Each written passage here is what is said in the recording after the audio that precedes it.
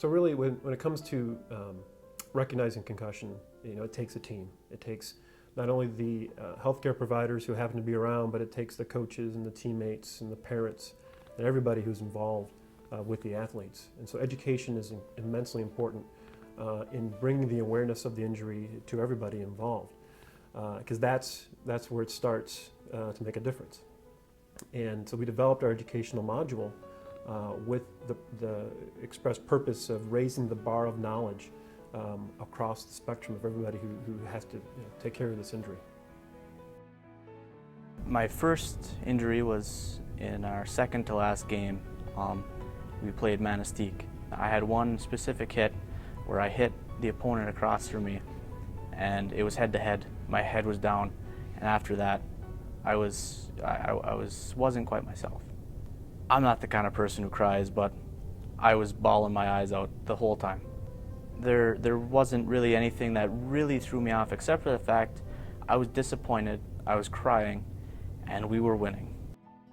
At first, when Spencer got the concussion, we didn't realize that the emotional changes were attributable to that. We simply thought that a concussion was basically a headache or you had to be knocked out. We didn't know that the mood swings, the irritability, the changes in personality were part of that.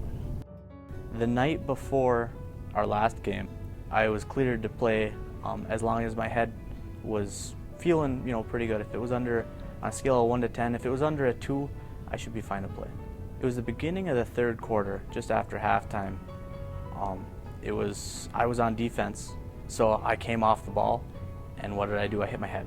After that play, I went to the sidelines, and I was kind of walking zigzag, I had a gloss over eye. The athletic trainer happened to be there this time, and she said, "You're done." What would have helped in Spencer's case is an awareness of how concussion can present, both in Spencer himself, but his teammates and his coaches, understanding the different ways that symptoms can present in concussion, but then also the importance of removing somebody from participation to allow them to be evaluated appropriately and not continue to play and making the injury worse. I asked to see a neurologist to get Spencer into a neurologist, and the problem was that there was no pediatric neurologist in our area for him to see, and the regular neurologists would not see him.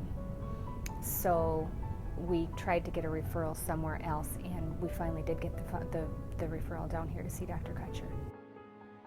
In Spencer's case, we introduced physical activity very slowly and gradually, allowing him to first just have some cardiovascular exercise, and then introducing various stages of movement, agility, and cognitive function, so that by the time we were letting him go and hit again, his brain has sort of been able to tolerate all these different activities without a return of symptoms.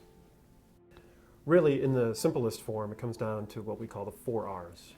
It's recognizing concussion when it happens, removing that athlete from play when you recognize the injury, reporting it to the appropriate people, be it an athletic trainer, the parents, healthcare providers, and then letting that athlete recover. It's also important to recognize that concussions don't always present with symptoms right up front and may take some time to develop either later that evening or even the next day.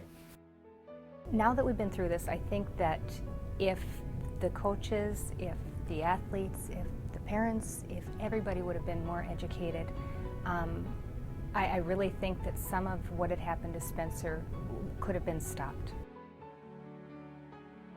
What I should have done is I should have taken myself out sooner. I should have, kind of listened to myself a little bit better and, said, I'm done. It's not worth it. I have the rest of my life ahead of me.